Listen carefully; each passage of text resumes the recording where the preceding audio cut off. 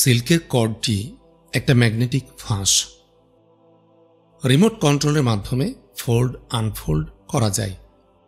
সিল্কের কর্ডের গুচ্ছটি আহমদ মুসার দেহের উপর ছড়িয়ে পড়ার সাথে সাথে নিশ্চয় হেলিকপ্টার থেকে রিমোট কন্ট্রোল অন করা হয়েছিল।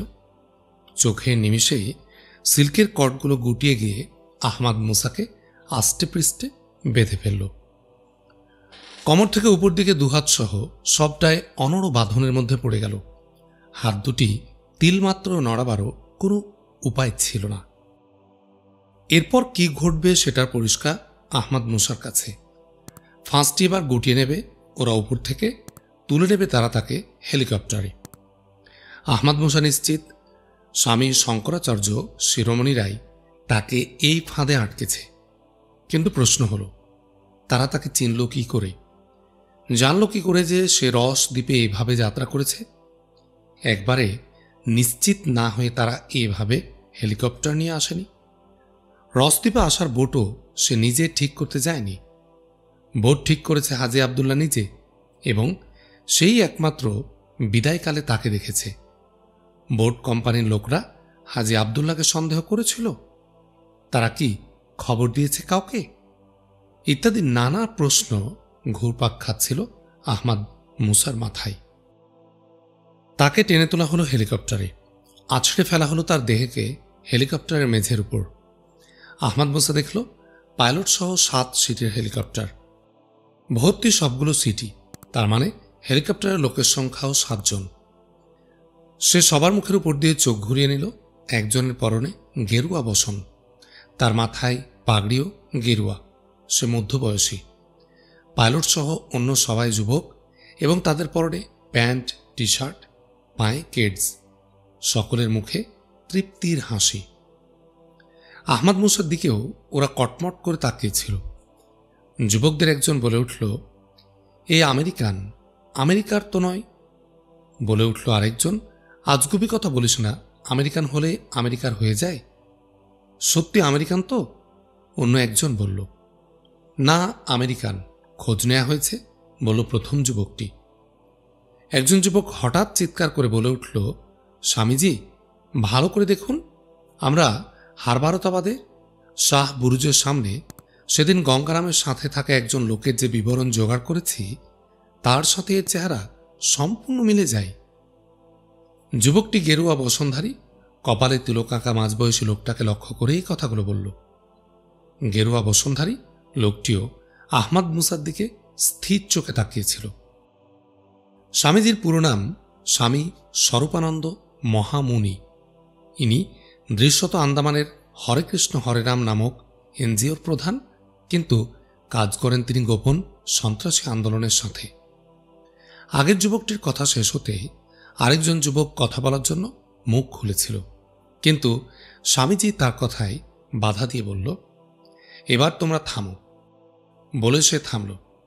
তাকালো আহমদ মুসার দিকে। তার চোখ দুটি লাল, বাজ পাখির মতো তীক্ষ্ণ।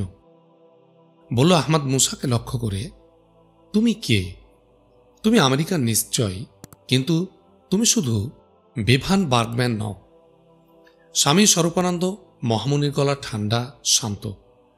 কথা শুনে আহমদ মুসা বুঝল এ লোকটি ওদের থেকে আলাদা।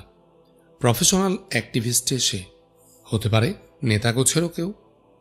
তাকে আবার মিশনে একজন নেতা আসাই তো স্বাভাবিক। আপনারা কি পরিচয় সন্ধান করেছেন? আহমদ মুসা শান্ত কণ্ঠে বলল। আহমদ মুসার কথায় লোকটি ভ্রু কুঞ্চিত করল। বিরক্তির প্রকাশ ঘটেছে তার চোখে মুখে। বলল, আমরা কোনো পরিচয় সন্ধান করছি না, আমরা জানতে চাচ্ছি তুমি কে। কি পরিচয় জানতে চাচ্ছেন? নামধামের বাইরে আরও কিছু পরিচয় আপনাদের ইমিগ্রেশন বিভাগ জানে, আপনাদের পররাষ্ট্র মন্ত্রণালয় জানতে পারে, বলল আহমদ মুসা। শাহবুরুজে আমাদের লোককে খুন করেছ, ভাইপার দ্বীপে আমাদের লোককে খুন করেছ, সেটাও কি আমাদের ইমিগ্রেশন পররাষ্ট্র মন্ত্রণালয় জানে? স্বামীজির কণ্ঠ এবার ধারালো। এই অভিযোগগুলো পুলিশের উত্থাপন করার কথা, পুলিশকে আপনাদের জানানোর কথা। পুলিশ তো তোমাকে পাচ্ছে না। সাহারা হোটেল থেকে তুমি পালিয়ে এসেছ। পালিয়ে নয়, সরে এসেছি দুজন বিপদগ্রস্তকে সাহায্য করার জন্য। বিপদগ্রস্ত কারা? সাহারা বানু, শাহবানু? অবশ্যই। ওদের সাথে বিভান বাগম্যানের কি সম্পর্ক? মানুষ মানুষকে সাহায্য করবে, এজন্য সম্পর্কের প্রয়োজন হয় না। তারা কোথায়? নিশ্চয় তারা অন্য কারো আশ্রয়ে আছে। আমি এখানে বিদেশি, আমার বাড়িঘর এখানে নেই, কাউকে আশ্রয় দেবার প্রশ্নই ওঠে না। সাবরুজে এবং হারবারতাবাদে পোর্ট ব্লেয়ার রাস্তায় আমাদের লোকদের খুন করেছ, সেটাও কি মানুষকে সাহায্য করার জন্য? অবশ্যই। সাবরুজে কেন গিয়েছিলে? একজন পর্যটক অনেক কিছুই দেখে। একজন প্রাচীন কয়েদির বাসস্থান সাবরুজে দেখতে গিয়েছিলাম। ঠিক তখনই কিডন্যাপড হচ্ছিল সাহারা বানু, শাহবানু। কোনো পর্যটক এখানে রিভলভার বন্দুক নিয়ে আসতে পারে না। তুমি রিভলভার সাথে এসেছিলে কেন, পুলিশকে ফাঁকি দিয়ে? আমি বন্দুক, রিভলভার কিছুই আনিনি। কিন্তু আমাদের লোকদের তুমি রিভলভারের গুলিতে হত্যা করেছ। সেটা আমার রিভলভার নয়, ওদের কাছ থেকে ছিনিয়ে না রিভলভার। একজন পর্যটক কি অমন পেশাদার বন্দুকবাজ হতে পারে? মার্কিন পুরুষ নাগরিকদের প্রত্যেকেরই একটি সৈনিক জীবন আছে। সৈনিকরা পেশাদার ক্রিমিনালদের চেয়ে অনেক দক্ষ বন্দুকবাজ। তুমি ভাইপার দ্বীপে আমাদের লোকদের খুন করেছ। গঙ্গারামকে উদ্ধার করতে যাওয়া কি একজন মার্কিন পর্যটকের দায়িত্বের মধ্যে পড়ে? গঙ্গারাম আমার গাইড ছিল, বন্ধু ছিল। তার বিপদে এগিয়ে যাওয়া পর্যটক হিসেবে নয়, মানুষ হিসেবে আমার দায়িত্বও ছিল। দুনিয়াতে এমন পর্যটক কিংবা মানুষ কি কোথাও আছে যে বিদেশে গিয়ে স্বল্প পরিচিত একমাত্র গাইডের উদ্ধারের জন্যে ডজনেরও বেশি লোক হত্যা করতে পারে? অবশ্যই যেতে পারে, কারণ হত্যা এখানে বিষয় নয়। বিষয় ছিল গঙ্গারামকে উদ্ধার করা। উদ্ধার কাজ করতে গিয়ে আপতিত ঘটনায় ডজন খানেকের মতো লোক নিহত হয়েছে। পর্যটকও হতে পারত। নিজেকে বাঁচানোর জন্যেই আক্রমণকারীদের হত্যা করতে হয়েছে। পর্যটক ওদের হত্যা করতে যায়নি। গঙ্গারামকে উদ্ধার করতে আহমদ মুসা কথা শেষ করতে পারল না। স্বামী স্বরূপানন্দ মহামুনি বিদ্যুৎ বেগে তার আসন থেকে উঠে দাঁড়িয়েছিল। তার চোখ দুটি আরো লাল টকটকে হয়ে উঠেছে। সে উঠে দাঁড়াবার সাথে সাথে তার ডান পায়ের প্রচণ্ড এক লাথি গিয়ে পড়েছে আহমদ মুসার মুখের উপর। মুখটা সরিয়ে নেয়, লাথিটা গিয়ে আঘাত করেছে চোখের ঠিক পাশটায়। থেঁতলে যায় সে জায়গাটা, গড়িয়ে পড়তে লাগে রক্ত। রক্তের দিকে তাকিয়ে মুখ বাঁকিয়ে কথার রাজ্যের শ্লেষ ছড়িয়ে বলল, উকিলের মতো আর্গুমেন্ট পেশ করছো। তোমাকে ওকালতির জন্য আনা হয়নি, আনা হয়েছে হিসাব নিকাশ শেষ করার জন্যে। স্বামী স্বরূপানন্দ ফিরে এলো তার আসনে। একটু সামনে ঝুঁকে বসে বলল আহমদ মুসাকে লক্ষ্য করে, এবার বলো, রস দ্বীপে কেন যাচ্ছিলে? রক্ত গড়িয়ে পড়ছে চোখের কোণ থেকে। হাত দুটি আহমদ মুসার ফাঁসের মধ্যে বাঁধা থাকায় রক্ত মুছে ফেলারও সুযোগ নেই। উঠে বসল সে, হাসল, বলল, সবাই বিশেষ উদ্দেশ্য নিয়ে রস দ্বীপে যায় না। শান্তকণ্ঠ আহমদ মুসার। আবার ওকালতির ভাষা শুরু করেছ? চিৎকার করে বলল স্বামী স্বরূপানন্দ। একটু থামল সে, থেমেই আবার বলে উঠল, কথা না বললে বেঁচে যাবে তা নয়। এটা থানা পুলিশ নয়, কথা বের করেই ছাড়ব। আর হাজি আবদুল্লাহকেও ছাড়া হবে না। তাকে হাতে নাতে আমরা ধরব, তারপর সব বেরিয়ে আসবে। স্বামীজি থামতে আহমদ মুসা বলে উঠল, তোমরা থানা পুলিশ নও, তাহলে কে তোমরা? আমাকে এভাবে ধরার, এভাবে জিজ্ঞাসাবাদ করার তোমাদের কি অধিকার আছে? আমরা কে? আমরা তোমাদের বাপ, তোমাদের দাদার বাপ, পরদাদারও বাপ। আন্দামানে আমেরিকানদের বাপ এলো কি করে? আহমদ শাহ আলমগীর, সাহারা বানুরা আমেরিকান নয়। তাদের বাপ হলে কি করে? তারা তো মুসলমান। তাদের দাদা পরদাদারা হিন্দু ছিল বলেই কি বলছেন? তোমার সব ওয়াজ রাখো, বলো তুমি রসদ্বীপে কেন যাচ্ছিলে? কি জানতে পেরেছ সেখানকার? তাহলে ওখানে জানার মতো বড় কিছু আছে?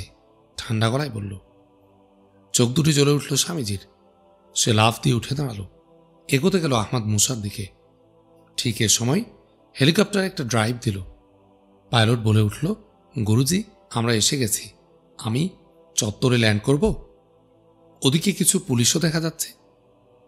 স্বামী স্বরূপানন্দ এক ধাপ পিছিয়ে এসে বসে পড়ল সিটে। বলল, পুলিশ তো কি হয়েছে, ওদের বাবার লোক আমরা, নেমে যাও, এখানকার থানা পুলিশের সবাই আমাদের চেনে, চিন্তা নেই, এই শয়তান আমেরিকানকে স্ট্রেচারে করে নিয়ে যাওয়া যাবে। স্বামী স্বরূপানন্দ থামতে আহমাদ মুসা বলে উঠল, তোমাদের পুলিশের এই বাবা পুলিশ না, তোমাদের মতো কোনো ক্রিমিনাল। আগুনের মতো জ্বলে ওঠা চোখ দিয়ে তাকালো স্বামী স্বরূপানন্দ আহমাদ মুসার দিকে, বলল, শয়তান, আমরা ক্রিমিনাল নই, আমরা মুক্তিযোদ্ধা। আমরা দেশকে অপবিত্রতার স্পর্শ থেকে মুক্ত করতে চাই, আর তাকে ক্রিমিনাল বলছো? তিনি শুধু পুলিশের মালিক নন, আন্দামানেরও মালিক। আহমাদ মুসার বুকটা ছ্যাদ করে উঠল, বলল, আন্দামানের মালিক তো গভর্নরকে বলা যা যা এক কথা হিসাবে। হুঙ্কার দিয়ে আবার উঠে দাঁড়ালো স্বামী স্বরূপানন্দ, বলল, আমি গভর্নরের নাম বলেছি? হারামজাদার মুখ ভেঙে দেব। তুই কি কাঠের তৈরি? এত বড় লাথি খাওয়ার পরও বকবক করছিস, ভয় নেই তোর শরীরে? বন্যার বেগের মতো কথাগুলো উদ্গীরণ করে স্বামী স্বরূপানন্দ বসে পড়ল। বসতে বসতে বলল, চল দেখাচ্ছি মজা। স্বরূপানন্দের কথাগুলো আহমাদ মুসার কানে খুব কমই প্রবেশ করছে। সে ভাবছিল অন্য কথা। স্বয়ং গভর্নর বালাজি বাজিরাও মাধব এই সন্ত্রাসী দলের নেতা, এটাই কি তাহলে সত্য? একটা ঝাঁকুনি দিয়ে হেলিকপ্টার থেমে গেল, ল্যান্ড করেছে সেটা। আহমাদ মুসা মুখ ঘোরালো চারদিক দেখার জন্যে। শয়তানকে এখন ক্লোরোফর্ম করনি, তাড়াতাড়ি করো, চিৎকার করে উঠল স্বামী স্বরূপানন্দ। পর মুহূর্তে একজন ছুটে এলো, একটা টিউবের ছিপি খুলে সে আহমাদ মুসার নাকের ফুটোই গুজে দিল। আহমাদ মুসা বুঝল ওটা ক্লোরোফর্ম। একটু হাসি ফুটে উঠল আহমাদ মুসার ঠোঁটে মুঠে। সে চোখ বুঝল, পর মুহূর্তেই তার দেহ ঢলে পড়ে হেলিকপ্টারের মেঝের উপর উপুড় হয়ে পড়ল। 15-20 সেকেন্ডের বেশি ধরে থাকতে হল না আহমাদ মুসার নাক। বড় বড় কথা বলে, কিন্তু এত অল্প সময়ে কাবু? যাও, তোমরা শয়তানটার সংজ্ঞাহীন দেহ স্ট্রেচারে নাও, বলল স্বামী স্বরূপানন্দ। দুজন ছুটে এসে আহমাদ মুসার দেহ দরজার পাশে রাখা স্ট্রেচারের দিকে টেনে নিতে লাগল। স্ট্রেচার থেকে আহমাদ মুসাকে ছুড়ে ফেলে দিয়েছিল ওরা মেঝের উপর। মেঝের উপর আছড়ে পড়েছিল আহমাদ মুসার দেহটা। মেঝের সাথে ঠুকে গিয়েছিল চোখের কোণের আহত জায়গাটা, আবার আহত জায়গা থেকে ফিনকি দিয়ে রক্ত বেরিয়ে এসেছিল। হাত বাঁধা থাকার কারণে আগে যেমন আহত জায়গায় হাত বুলাতে পারেনি, এখনই তেমনই সংজ্ঞাহীন থাকার ভান করার কারণে আহত জায়গায় হাত বুলাতে পারেনি, কিংবা আহত স্থানটাকে আরাম দেওয়ার জন্য দেহটাকে পাশ ফেরানো সম্ভব হয়নি। ওরা বেরিয়ে গিয়ে দরজা বন্ধ করতেই মুখ থুবড়ে পড়া অবস্থা থেকে সোজা হয়ে শয়ন করল আহমাদ মুসা। চোখ বুজে কয়েকটা বড় শ্বাস নিয়ে আহমাদ মুসা ধীরে ধীরে চোখ খুলল। মাথা ঘুরিয়ে নিল চারদিকটাই। বড় একটা ঘর, দুদিকে আড়াআড়ি দুটি দরজা, কোনো জানালা নেই। অনেক উপরে ভেন্টিলেশনের জন্য ঘুলঘুলি রয়েছে। কক্ষটি স্টোররুম হিসেবে ব্যবহৃত হয় আহমাদ মুসা এমনটি অনুমান করল। সে উঠে বসার চিন্তা করল, কিন্তু পরক্ষণেই ভাবল, ঘরে যদি টিভি ক্যামেরা থাকে তাহলে তো এক্ষুনি ওদের কাছে খবর হয়ে যাবে যে আমি উঠে বসেছি, আমার জ্ঞান ফিরেছে। এত তাড়াতাড়ি কোনোভাবে সংজ্ঞা ফেরার কথা নয়। তখন তারা ভাবতে পারে আমি সংজ্ঞাহীনের ভান করেছিলাম, সেক্ষেত্রে তারা আমার ব্যাপারে আরও সাবধান হয়ে যাবে। কিন্তু তার মনে পড়ল, তাকে এই বাড়িতে প্রবেশ করানোর সময় স্বামী স্বরূপানন্দ বলেছিল, এ পর্যন্ত বোঝা গেছে লোকটা সাংঘাতিক ধড়িবাজ। এক আপাতত স্টোরে আটকে রাখা হোক, জানালা নেই, সুবিধা হবে, দরজায় পাহারা বসিয়ে রাখলেই চলবে। তার কথা শেষ হতে আরেকজন বলে উঠেছিল সঙ্গে সঙ্গেই, কিন্তু জানালা থাকলে নজর রাখা যেত, সেটা ভালো হতো না? উত্তরে স্বরূপানন্দ বলেছিল, কেন, উত্তরের দরজায় তো আইহোল আছে, আর সংজ্ঞাহীনদের উপর আবার কি দৃষ্টি রাখবে? আর বেশি সময় তো থাকছে না, মিস্টার কোলম্যান এলেই তো আমরা এর একটা বিহিত করব। এই কথাগুলো থেকে পরিষ্কার বুঝল আহমাদ মুসা যে এই ঘরে পর্যবেক্ষণের জন্য কোনো টিভি ক্যামেরা নেই। খুশি হল আহমাদ মুসা, উঠে বসল সে। কোনো দিক থেকে কথার রেস ছুটে আসতে শুরু করলো। এই সময় কান খাড়া করল সে। খুবই ক্ষীণ জড়ানো আওয়াজ, কিছুই বুঝতে পারল না। উঠে দাঁড়ালো, আরেকটু কান পেতে শুনল। তারপর ধীরে ধীরে এগোলো আহমদ মুসা উত্তর দিকে দরজাটার দিকে। ওই দিক থেকে শব্দটা আসছে। আহমদ মুসাকে এই দরজা দিয়ে প্রবেশ করানো হয়েছিল, দেখেছে সে। আর এই দরজাতেই আই হোল আছে। দরজার সামনে দাঁড়ালো আহমদ মুসা। শব্দ বড় হয়েছে, খুব স্পষ্ট এখনো নয়। মুখ এগিয়ে নিয়ে এসে সন্তর্পণে চোখ নিল আইহোলের কাছে। আইহোলের মুখের শাটারটি খোলা ছিল। চমকে উঠেছিল আহমদ মুসা। ওপার থেকে কেউ চোখ রাখেনি তো ঘরে। কিন্তু ছোট দুটি আইহোলের সোজাসুজি এগিয়ে এসে দেখল ওপারে ফাঁকা, আলো দেখা যাচ্ছে। আরেকটা ভুল ভাঙল আহমদ মুসার। ওটা আইহোল নয়, নিছকই একটা গোলাকার ফুটো। দুপার থেকেই দেখা যায়, এ কারণে বোধহয় শাটার লাগানোর ব্যবস্থা। বাইরে থেকে ভেসে আসা কথা এবার অনেক স্পষ্ট। কথার মধ্যে একটা পরিচিত কণ্ঠ পেল আহমদ মুসা। কোলম্যান কোহেন তাহলে এসে গেছে? ইসরায়েলের গোয়েন্দা সংস্থা মোসাদের সবচেয়ে সফল গোয়েন্দা হল ক্রিস্টোফার কোলম্যান কোহেন। আন্দামানে সে এসেছে ভারতে একটা বড় সন্ত্রাসী গ্রুপকে সাহায্য করার জন্যে। হাজি আবদুল্লাহ আলীর কাছে আহমদ মুসা এই কথা শুনেছিল। এরাও বলেছিল কোলম্যান কোহেনের এখানে আসার কথা, না হলে এত তাড়াতাড়ি তার কণ্ঠ হয়তো সে ধরে ফেলতে পারত না। উৎকর্ণ হয়েছে আহমদ মুসা। দরজার ফুটো দিয়ে তার চোখ দুটো ওদের সন্ধান করছে। দৃষ্টিসীমার মধ্যে পড়ল ওরা ডান পাশে ওদিকের একটা দরজার সামনে করিডোরে দাঁড়িয়ে কথা বলছে। স্বামী স্বরূপানন্দ ও ক্রিস্টোফার কোলম্যান কোহেন মুখোমুখি দাঁড়িয়ে কথা বলছিল। এপাশ থেকে দুজনকে মুখোমুখি দেখা যাচ্ছে। কথা বলছিল কোহেনই। সে বলছিল, ওসব কথা সবই শুনেছি, কিন্তু কি বললেন লোকটি দেখতে এশিয়ান? এশিয়ান মানে কোন দেশের মতো? তুর্কি বা আরব অঞ্চলের মতো, বলল স্বামী স্বরূপানন্দ। ভ্রু কুঞ্চিত হল কোলম্যান কোহেনের। অনেকটা স্বগত কণ্ঠে বলল, তুর্কিদের চেহারা, তার সাথে আমেরিকান পাসপোর্ট। দৃষ্টিটা একটু নিচু, কিছুটা আত্মস্থ ভাব কোলম্যান কোহেনের। ঠিক আছে, চলুন দেখবেন। অবশ্য সে এখনো সংজ্ঞাহীন। স্বামী স্বরূপানন্দ বলল, চলুন যাওয়া যাক। আমি যার কথা ভাবছি সে নিশ্চয় নয়। তাকে এভাবে আপনারা পাকড়াও করতে পারতেন না। সে শ্রীগালের মতো ধড়িবাজ আর সিংহের মতো হিংস্র। কিন্তু এও কম যায় না মিস্টার কোলম্যান। আমরা যখন ক্রোধে ফেটে যাচ্ছি, ওকে আঘাত করছি, তখনও তার মধ্যে কোনো প্রতিক্রিয়া নেই। একদম পাথরের মতো ঠান্ডা সে, বলল স্বামী স্বরূপানন্দ স্বামীজি। এমন ক্রিমিনাল বহু আছে স্বামীজি, বলে মুহূর্তকাল থামল কোলম্যান কোহেন। পরে বলে উঠল, তবে সে যদি হয় তাহলে দেখা মাত্রই গুলি করব। অতীতে ভুল করেছি, আর করব না। কোলম্যান কোহেন বলল, কেন কেন গুলি কেন? তাকে তো এইমাত্র ধরা হলো, কিছুই জানা হয়নি তার কাছ থেকে, বলল স্বামীজি দ্রুত কণ্ঠে। আমি যার কথা ভাবছি সে যদি হয় তাহলে তার কাছ থেকে একটা কথা আদায় করা যাবে না। সে ভাঙবে কিন্তু মচকাবে না। এটা শত সহস্রবার প্রমাণ হয়ে গেছে। তাকে বাঁচিয়ে রেখে কোনো লাভ নেই। কিন্তু মারলেই বা কি লাভ? সে পালাতে পারবে না। আমাদের ক্ষতি করার আর তার কোনো সুযোগ থাকবে না। পালাবে কেন? আমরা পালাতে দেব কেন? আমাদের হাত থেকে কেউ এখনো পালাতে পারেনি। সে পারবে। সে মানুষ নয়, একেবারে অতি মানুষ। আমরা বহুবার ঠকেছি, আর ঠকার সিদ্ধান্ত নিতে চায় না। টুইন টাওয়ারের ব্যাপার নিয়ে আমেরিকায় যা ঘটল, এরপর আমাদের সিদ্ধান্ত হয়েছে তাকে দেখা মাত্র গুলি করার। তাকে দেখার পর একটা শব্দ উচ্চারণের মতো সময় নষ্ট করা যাবে না। চোখে পড়ার সাথে সাথেই তাকে গুলি করতে হবে। তাকে হত্যা করার মধ্যেই আমাদের সব সমস্যার সমাধান নিহিত রয়েছে। বলে একটু থেমে একটা দম নিয়ে আবার বলে উঠল, ওই যে একা একটা বোট নিয়ে রস দ্বীপে যাচ্ছে, এটা টের পেলেন কি করে আপনারা? আর সে সন্দেহজনক মনে হলো কি করে?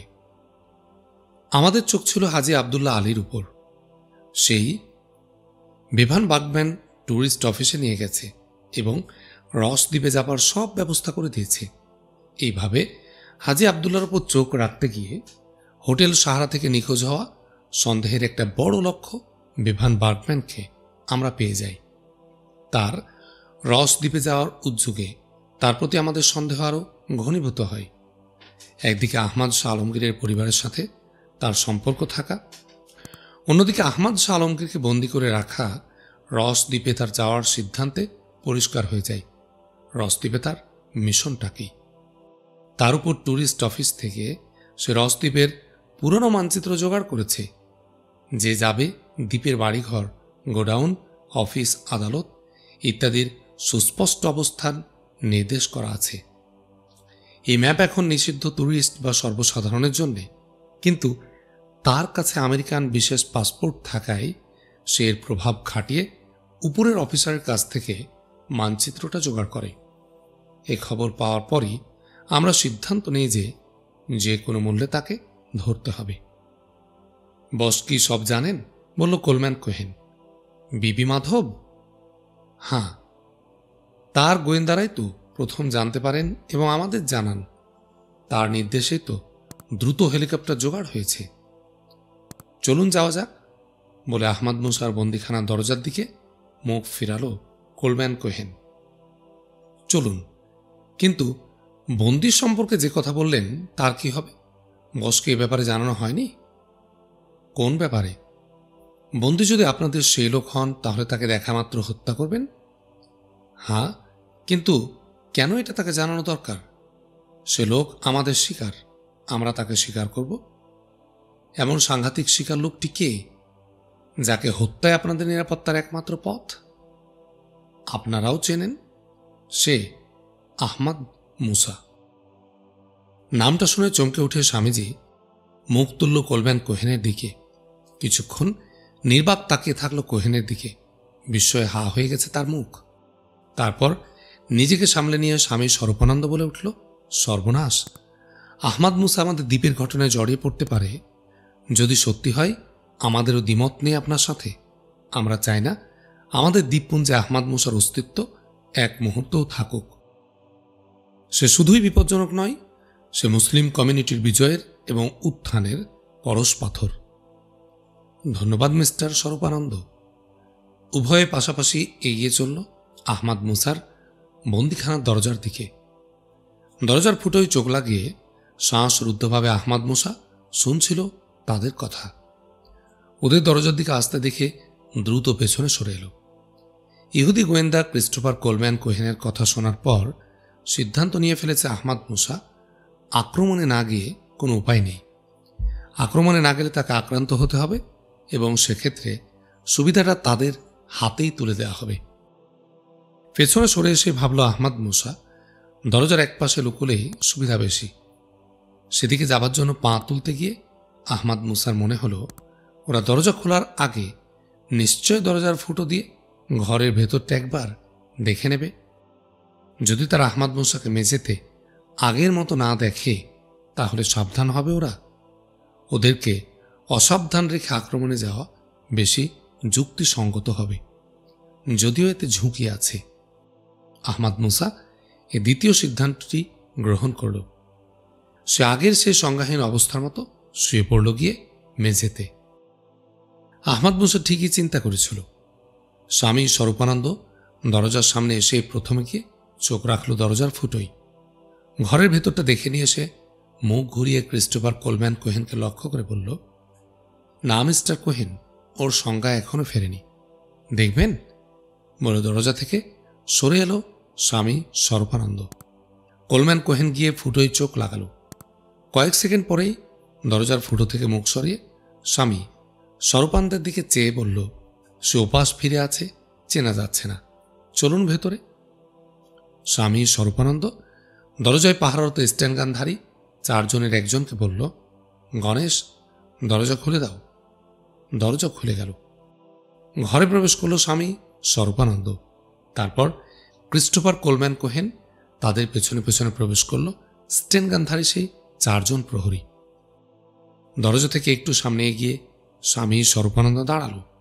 তার পাশে দাঁড়ালো কোলম্যান কোহেন। দাঁড়িয়ে স্বামী স্বরূপানন্দ বলে উঠল, গণেশ, যাও, শয়তানটার মুখ এদিকে ঘুরিয়ে দাও। গণেশ নামক লোকটা ছুটল আহমাদ মুসার দিকে। সে গিয়ে দাঁড়ালো আহমাদ মুসারও পাশে, তার মুখোমুখি।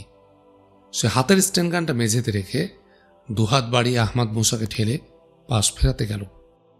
সঙ্গে সঙ্গে ভেলকিবাজির মতোই ঘটে গেল ঘটনাটা। মেঝে রাখা স্ট্যান্ড গানটা আহমাদ মুসার মুখের কাছে থেকে মাত্র ফুট 3 দূরে। আহমাদ মুসার দুহাত ছুটে গেল সেদিকে। স্ট্যান্ড গানটি দুহাতে ধরে চোখের পলকে পাশ ফিরল কোহেনের দিকে। সেই সাথে স্ট্যান্ড গান থেকে গুলির স্রোত ছুটে গেল সেদিকে। আহমাদ মুসার পাশে দাঁড়িয়ে থাকা লোকটা আকস্মিকতার ধাক্কায় কয়েক মুহূর্তের জন্য বিমূঢ় হয়ে পড়েছিল, কিন্তু দ্রুত সামলে উঠে এসে ঝাঁপিয়ে পড়ল আহমাদ মুসার উপর। তার লক্ষ্য আহমাদ মুসার হাতের স্ট্যান্ড গান।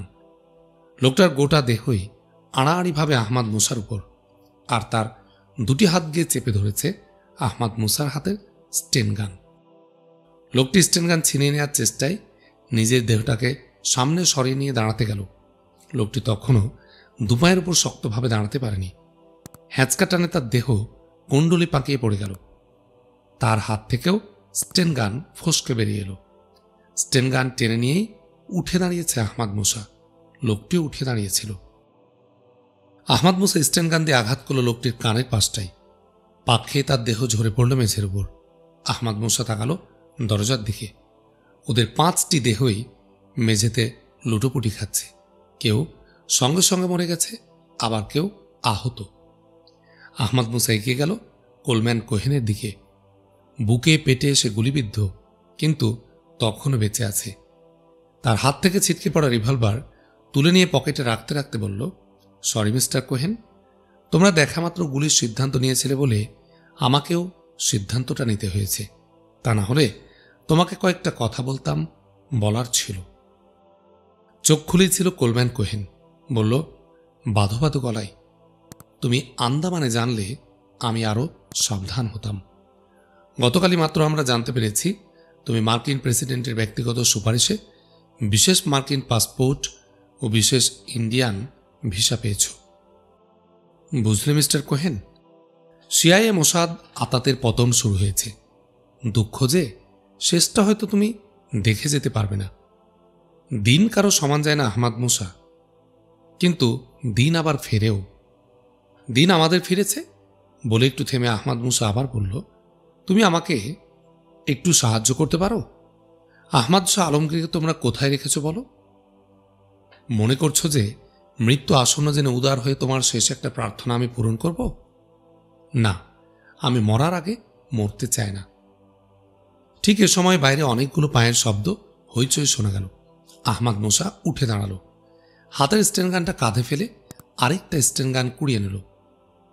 আমাকে মেরে গেলে না আহমাদ মুসা? মেরে ফেলে যাও। আহমাদ মুসাকে লক্ষ্য করে ক্ষীণ কণ্ঠে বলল কোলম্যান কোহেন, তোমাকে মারা আমার মিশন নয়। তোমাকে প্রতিরোধ করতে চেয়েছি, তা করেছি।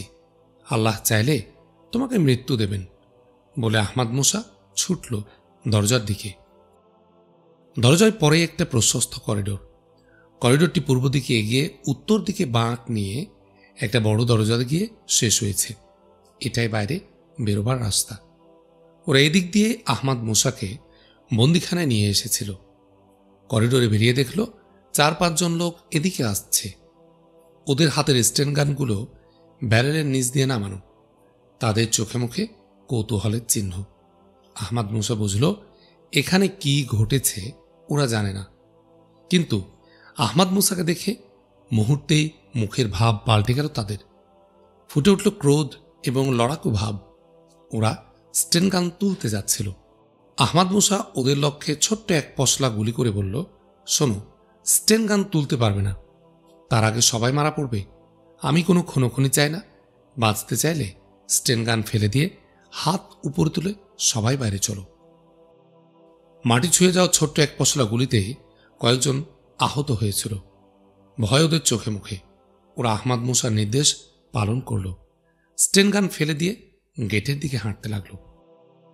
গেটের বাইরে চত্বরে কয়েকটি জিপ, একটি মাইক্রো দাঁড়িয়েছিল। একটা জিপ ছিল দরজার সামনেই। আহমাদ মুসা চারদিকে তাকালো। তার চোখ ঘুরে বাম প্রান্তে পৌঁছার আগেই কটা রিভলভার গর্জন করে উঠল। এবং একটা গুলি এসে বিদ্ধ করল তার বাম বাহুকে। আহমদ মুসার চোখ তখন পৌঁছে গেছে সেদিকে। সে জিপটার বাম পাশ দিয়ে দেখল একটা গাছের ছায়ায় 4 জন লোক, তাদের পেছনে 4টা চেয়ার, তাদেরই একজনের হাতে রিভলভার, তখনও উদ্ধত। অন্য 3 জনও রিভলভার হাতে তুলে নিয়েছে। আহমদ মুসার স্টেনগানও ছিল উদ্ধত, ট্রিগারে ছিল আঙ্গুল।